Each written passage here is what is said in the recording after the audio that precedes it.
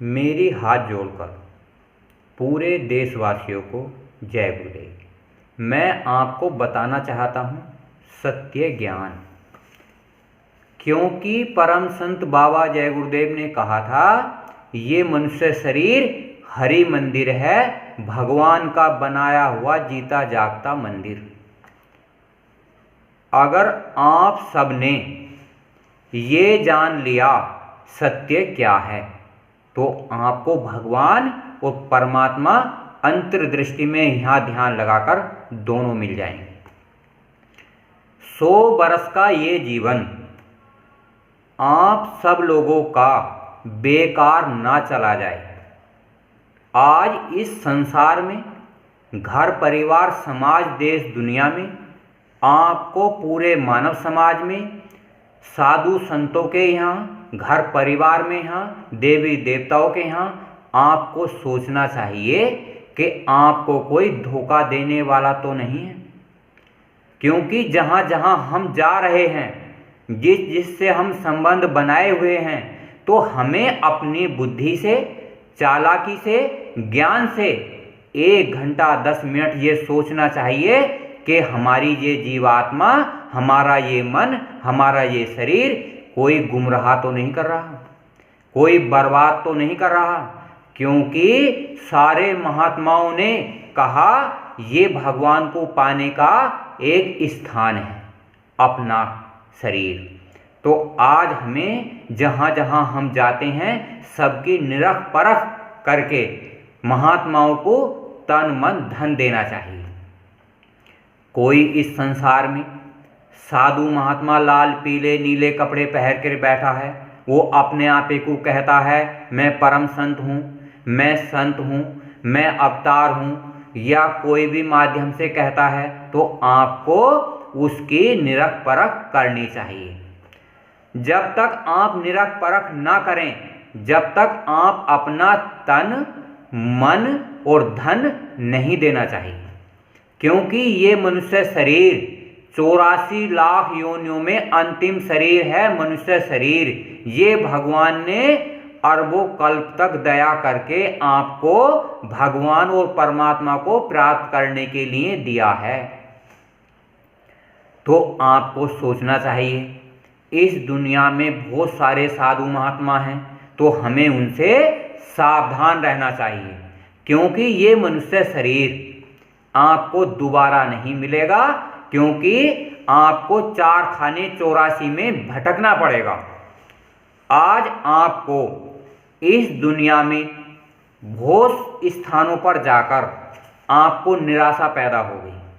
आपको किसी ने नहीं बताया भगवान कैसा होता है, भगवान का रूप क्या होता है, मोक्ष किसे कहते हैं, मुक्ति किसे कहते हैं।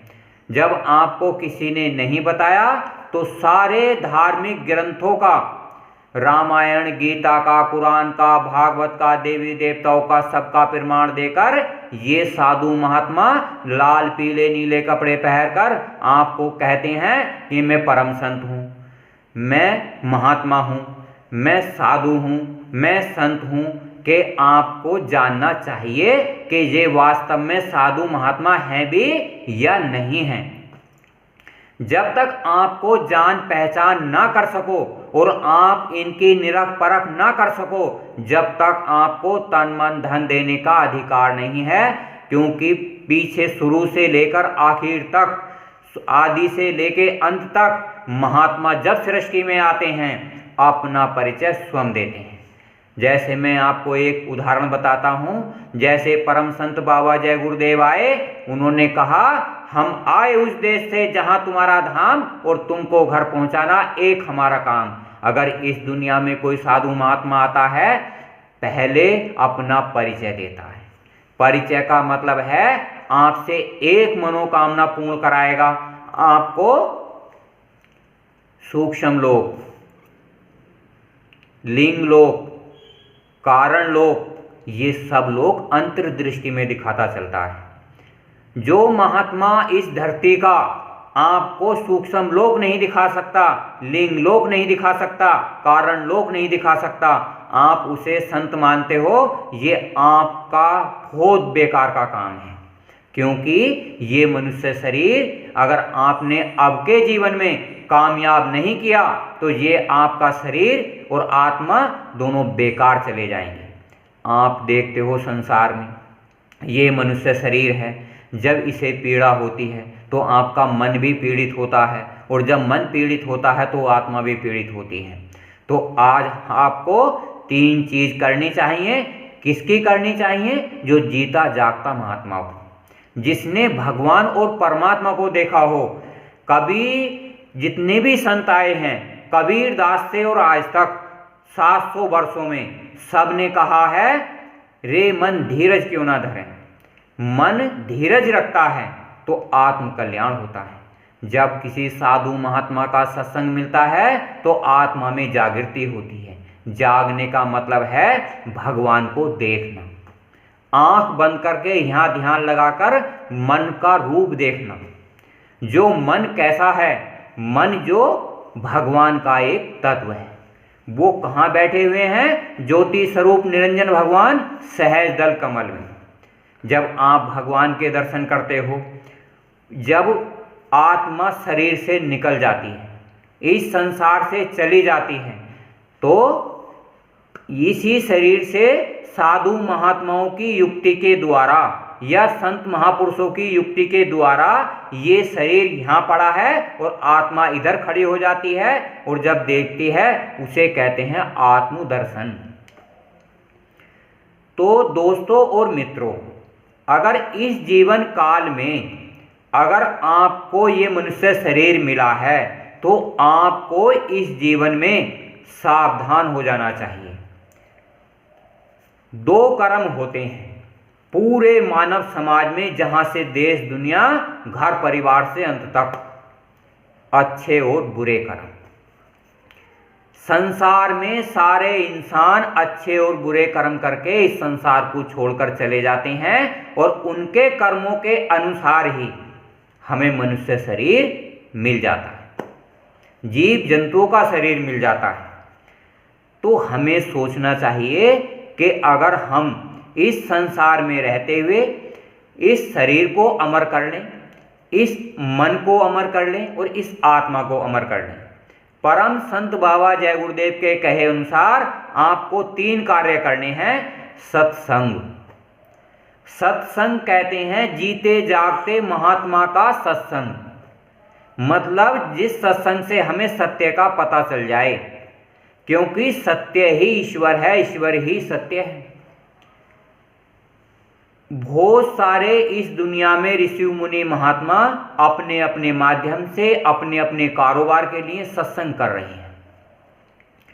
हम अपना तन मन धन उन्हें दे भी रहे हैं, ना तो हमें मोक्ष मिलता है ना हमें मुक्ति मिलती है।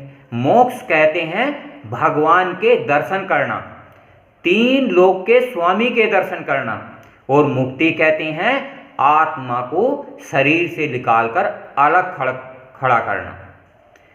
तो अलग खड़ा करने के बाद जब इंसान किसी गुरु की साधु की युक्ति लेकर सुमरन करता है, ध्यान करता है और भजन करता है, तो आत्मा अजर और अमर हो जाती है। उसी प्रकार से हमारी ये आत्मा, हमारा ये मन और हमारा ये शरीर 8 तत्वों का बना हुआ है। जिस प्रकार से 8 तत्व का ये शरीर बना है, 8 तत्व का मन बना है और 8 तत्व की ये आत्मा बनी है। जब हम किसी साधु महात्मा की युक्ति के द्वारा या परम संत बाबा जय गुरुदेव ने 5 नामों के सुमरन के द्वारा जब आत्मा मन और शरीर साधना करते हैं, तो आत्मा शरीर से निकलकर अंड खंडों ब्रह्मांडों की सैर करती है। तो हमें देखते हैं ऊपर चंद्रलोक है, ऊपर सूर्यलोक है, ऊपर सारे लोक मौजूद हैं। ब्रह्म पार ब्रह्म महाकाल पुरुष सत्पुरुष मौजूद हैं, पर हमें अंतर में जाने की सही युक्ति होनी चाहिए। अगर हमें युक्ति सही नहीं मिलती है तो आत्म कल्याण नहीं होता है, मोक्ष नहीं मिलता है और मुक्ति नहीं मिलती है।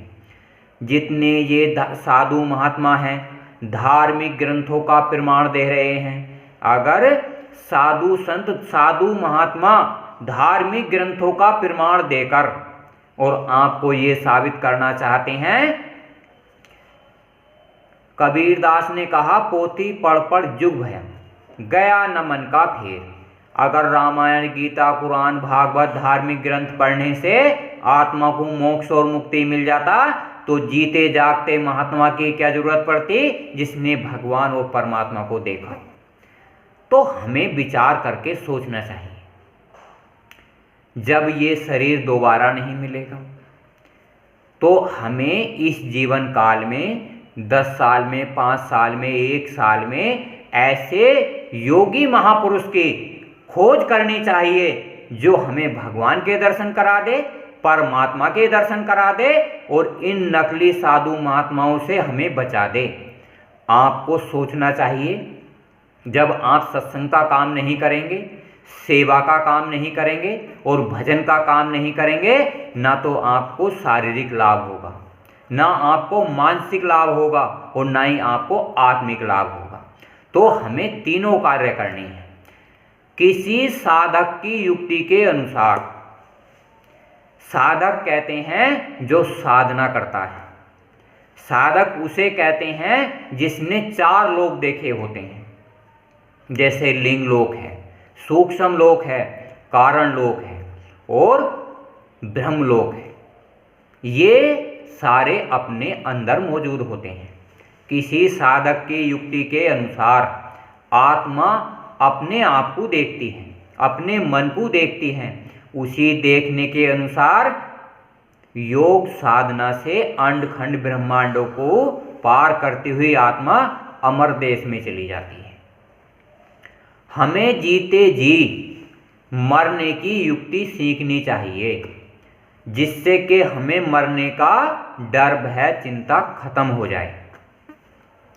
आज हम जो हमारे घर परिवार के सदस्य हैं, माँ, बहन, बहू, बेटी, लड़के, लड़कियाँ, सबको हमें अपने खुद को पार करके और अपने घर परिवार को पार करना चाहिए। और हमें जितना समाज है हमें उसकी सेवा करनी चाहिए।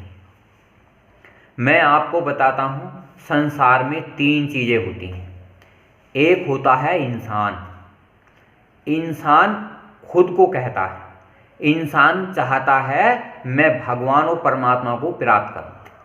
तो एक इंसान को क्या करनी पड़ती है? सेवा करनी पड़ती है। हम अपने घर परिवार की, समाज की, परम संत बाबा जय गुरुदेव के अनुसार सेवा कर सकते हैं। सेवा करने का मतलब है हम दूसरे इंसानों को जो अपने घर परिवार से संबंधित हैं या समाज से संबंधित हैं, उन्हें भगवान को, परमात्मा को प्राप्त करने का एक युक्ति बता सकते हैं। उन्हें सत्संग में ले जा सकते हैं, उनकी हम सेवा कर सकते हैं और हम उनसे पूछ भी सकते हैं। जब आपने परम संत बाबा जय गुरुदेव का प्रार्थना करी और आपने जय गुरुदेव नाम का सुमरन करा, आपको भगवान और परमात्मा मिला या नहीं मिला? फिर है भजन। भजन कहते हैं इस संसार में रहते हुए, इस संसार का इस्तेमाल करते हुए हम अंड खंड ब्रह्मांडों की सैर करें, यानी कि हमारी ये आत्मा उन सारे लोकों में जाए जहां से दुनिया बनी है और जहां तक इसका अंत है, सारे अंड खंड ब्रह्मांडों को देखते हुए। तो दोस्तों, मित्रों, मैं चाहता हूं आप मेरे वीडियो को लाइक कीजिए, शेयर कीजिए। जय गुरुदेव।